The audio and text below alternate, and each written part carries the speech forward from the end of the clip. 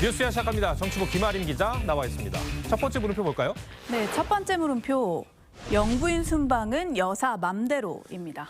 김정숙 여사의 2018년 인도 방문을 놓고 국감 내내 논란이던데. 근데 최근에는 김 여사의 버킷리스트냐는 비판이 나왔어요. 관련 내용입니까? 네, 그렇습니다. 먼저 국감 질의 보고 오겠습니다. 네. 영부인의 세계 일주 꿈을 이뤄준 버킷리스트 외교입니까? 지금 김건희 여사가 이렇게 외국 나가면 무슨 일이 벌어질까요?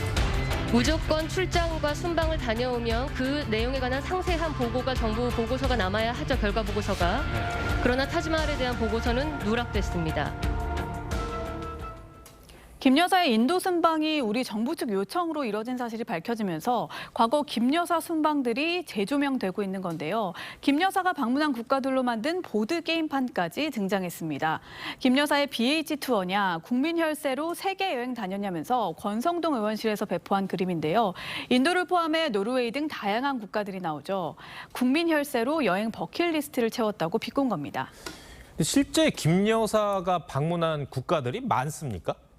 네, 그래서 좀 확인을 해봤는데요. 네. 실제 김 여사가 방문한 국가들이 몇 개였는지 살펴봤더니 총 28번, 45개국을 돌았습니다. 역대 영부인 중에서 횟수로는 김윤옥 여사와 같았고 방문국 수로는 가장 많았습니다. 김 여사는 특히 미술관이나 유적지 같은 관광지 방문 횟수가 많았는데요. 그래서 방문한 관광지를 역대 영부인들과 또 비교를 해봤더니요. 김윤옥 여사는 16곳, 권양숙 여사는 20곳, 이효 여사는 19곳인데 김정숙 여사는 37곳이었습니다. 이 관광지가 많은 이유를 당시 청와대의 설명이 있나요? 네, 당시 청와대는 이집트 피라미드 비공개 방문, 인도 타지마할 방문 등 여사 순방 관련한 논란이 있을 때마다 초청국의 강력한 요청이 있었다, 이렇게 해명을 했습니다. 야당도 최근 같은 주장을 반복하고 있는데요. 발언 한번 보시죠. 우리가 해외를 가도 그 나라의 가장 자랑스러운 것을 그 방문한 국빈이 방문해 주기를 원하는 것 아닙니까? 네. 그건 외교 프로토콜입니다. 그래서 인도 측이 이제 요청을 해서 귀국길에 잠시 들렸던 겁니다. 물론 자국 대표 관광지를 소개하고 싶은 초청국 마음은 이해를 합니다만 정상회담이나 국빈 만찬 등 필수 일정이 아닌 관광지는 초청받은 국가가 사정에 맞게 조정했어야 하지 않았냐, 이런 지적도 있습니다. 이 예비비로 편성된 순방 비용도 계속 논란이 되고 있어요. 관련 기준이 없습니까? 네, 애초에 문체부 행사라서 이번 인도 순방은 부처 예산으로 처리하는 게 맞았을 텐데요. 문체부 사정을 들어보니 당시 남은 예산으로 전용기를 이용해 영부인과 함께 가기에는 좀 부족했던 것으로 보입니다. 대표단이 총 45명이었는데 이 중 청와대 인원이 28명, 예산은 전용기 2억 원 포함해서 3억 7천만 원이 들었는데요. 여사 참석으로 소규모면 됐을 수행단도 대거 늘었고 비용도 눈덩이처럼 불다 보니 자체 예산으로는 좀 어려웠던 걸로 보입니다. 또 문체부에서 문화협력건으로 예비비를 쓴 것도 근 10년 사이에 이번이 유일해서 매우 이례적인 사례라고 할 수 있습니다. 네. 첫 번째 물음표 정리해 볼까요? 네, 첫 번째 물음표. 영부인 순방은 여사 맘대로의 느낌표는 국민 눈높이로로 하겠습니다. 네.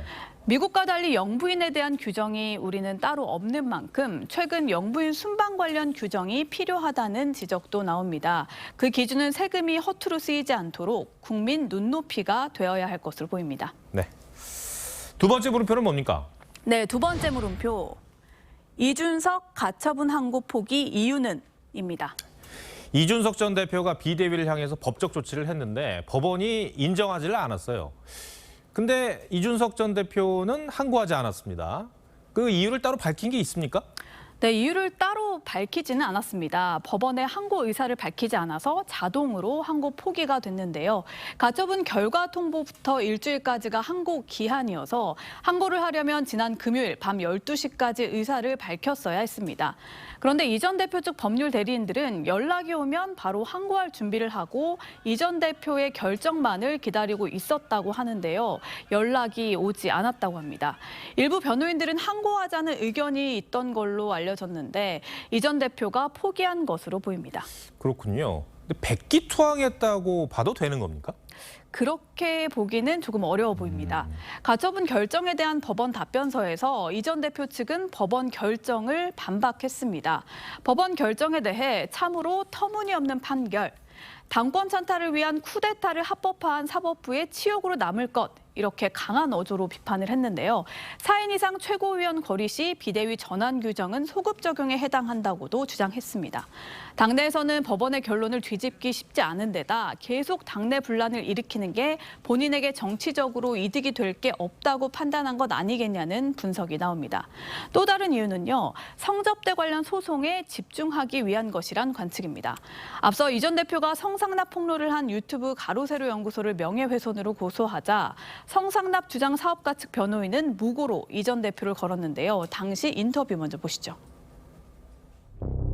성상납을 받았음에도 불구하고 성상납을 받지 않았다고 거꾸로 고소를 한 것이기 때문에 지난 목요일 경찰이 이 전 대표를 무고 혐의로 검찰에 넘겼습니다. 무고죄는 이 전 대표가 성접대를 받았다는 사실이 확인이 되어야 성립이 되기 때문에 경찰이 사실상 성접대 의혹을 인정했다고 볼 수 있습니다. 이준석 전 대표는 어떤 입장인가요?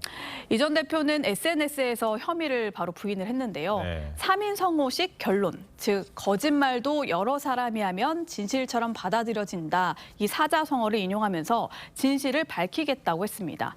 아직 검찰이 기소를 한 것은 아니기 때문에요. 이 전 대표가 변호인단과 함께 향후 검찰 수사 대응에 주력할 것이란 예상이 많습니다. 네. 두 번째 물음표도 정리해볼까요? 네, 두 번째 물음표. 이준석 가처분 항고 포기 이유는의 느낌표는 선택과 집중으로 하겠습니다. 네. 비대위 가처분과 윤리위 징계 등 당과의 법적 공방도 중요하겠지만요. 이 전 대표가 당대표에서 물러나게 된 시발점은 결국 성상납 의혹이었는데요. 검찰로 사건이 넘어간 만큼 도덕적 치명타가 될 수 있기 때문에 혐의를 벗는 것에 집중할 것으로 보입니다. 네. 김아름 기자 오늘 설명 잘 들었습니다.